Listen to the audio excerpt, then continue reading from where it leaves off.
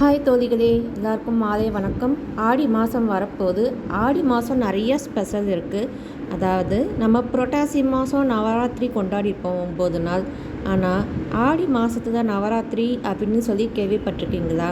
ஒடிசா மாநிலத்தில் பூரி மாவட்டத்தில் சௌராசி என்ற கிராமத்தில் நவராத்திரி கொண்டாடுறாங்க. அதுவும் யாருக்குங்கிறீங்க? நம்ம வாராகி அம்மனுக்கு தான்.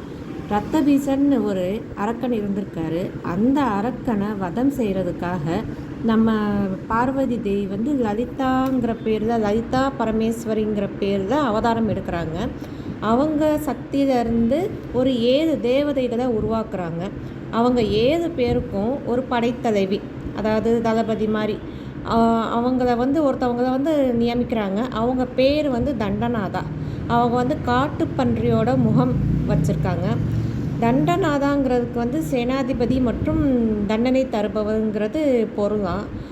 இவங்க வந்து என்ன செஞ்சிடறாங்க, ரத்தபீஜன்கிற அரக்கனை வந்து அழிச்சிடுறாங்க. அதனால் அந்த ஆடி மாதத்தில் வந்து 9 நாட்கள் இவங்களை வந்து நவராத்திரி விழா நைட்டு பூஜை பண்ணி 9 நாட்கள் சிறப்பிக்கிறாங்க. இவங்களுக்கு பன்றியோட முகம் இருக்கிறதுனால அன்னையிலேருந்து அவங்களுக்கு வாராகிங்கிற பேர் வந்துச்சு. ஏன்னா பன்றிங்கிறதுக்கு இன்னொரு பேர் வந்து வாராகி. இவங்களுக்கு வந்து ரொம்ப ஸ்பெஷல் என்னென்னா, அந்த கிராமத்தில் வந்து என்ன படைப்பாங்கன்னா, இப்போ நம்ம தான் கோவில்களில் வந்து பிரசாதம்னா சக்கரை பொங்கல் கொடுப்போம், ஆடி மாதம்னா கூழ் காய்ச்சி கொடுப்போம், நவராத்திரின்னா நம்ம நவதானியங்களை வச்சு பூஜை பண்ணி கொடுப்போம். சுண்டல், பயிறு வகைகள் எல்லாம் பூஜை பண்ணி கொடுப்போம். ஆனால் அங்கே வந்து அம்மனுக்கு வந்து என்ன செஞ்சுருக்காங்கன்னா, மீனை வந்து படையலாக செஞ்சு பிரசாதம் பண்ணியிருக்காங்க. படையலுக்கு மீனை வந்து வச்சுருக்காங்க. மீன் வந்து தண்ணீரில் உள்ள வந்து அழுக்கை வந்து க்ளீன் பண்ணுமா. அதே மாதிரி நம்ம பக்தர்களோட மனசில் உள்ள அழுக்கை நீக்கி சுத்தமாக்கணுங்கிறத குறிக்கிற வகையில் அம்மனுக்கு வந்து மீன் படைப்பாங்களாம்.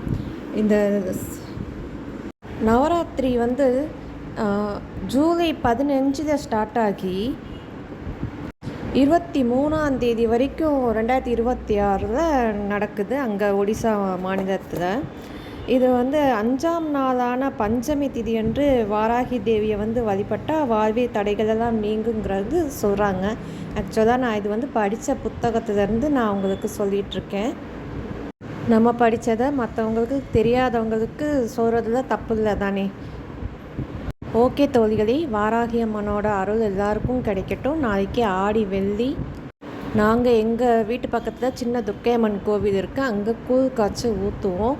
நீங்கள் இதே மாதிரி கோவில்களில் இல்லை வீட்டில் கூழ் காப்பீங்கன்னா நீங்கள் வந்து கமெண்ட்டில் சொல்லுங்கள். வாராகி அம்மனை எத்தனை பேருக்கு பிடிக்கும்னு சொல்லுங்கள்.